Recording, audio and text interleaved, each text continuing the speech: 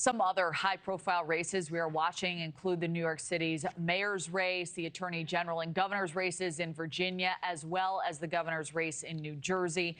NewsNation media contributor Steve Krakauer, he joins us now, also the executive producer of the Megyn Kelly Show. And it's always great to see you, Steve. So, you know, it isn't always so much about the race results, as you know. It's about the margins in voter enthusiasm at the same time. So I'm curious, what are you watching for this week? Do you see indicators for the midterms or any potential shifts in government shutdown strategies as well?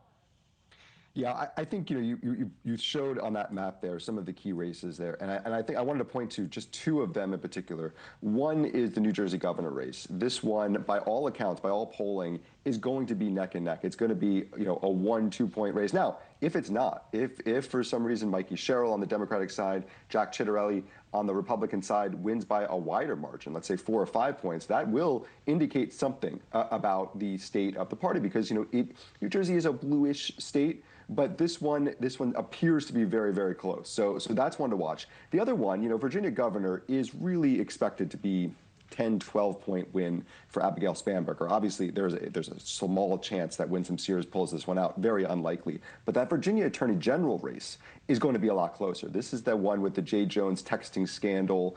And it's I think, a real litmus test. Can enough Democrats pull the trigger, pull the vote for someone who had such disgusting text that became apparent? And this is not just some partisan, this is not that Politico story about the young Republicans. No, this is really awful kind of violent texts aimed at a political opponent.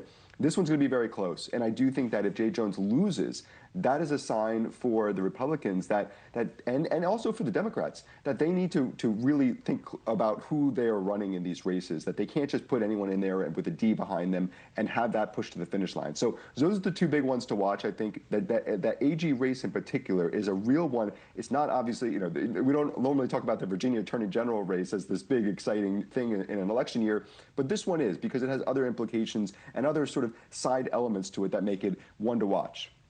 Well, I wanted to ask you also, Steve, about New York City's mayoral race. This is being viewed as seismic. The polls show Democrat socialist Zohran Mamdani, self-proclaimed, he's on the verge of winning. What are the implications of his win for both New York City and for Democrats nationally? I think that's becoming the bigger question now.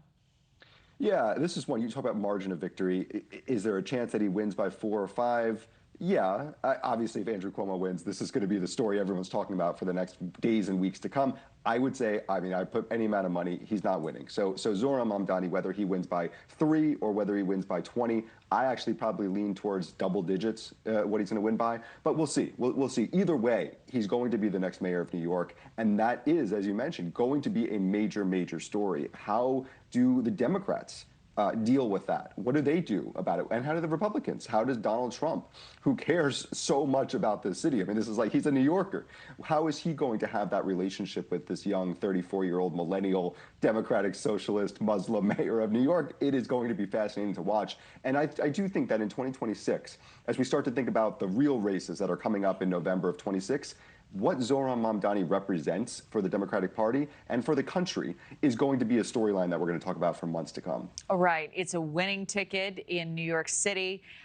Can they build on that momentum, though, specifically in other regions all across the country? It'll be interesting to watch. Steve Krakauer, great to have your insights. Thank you.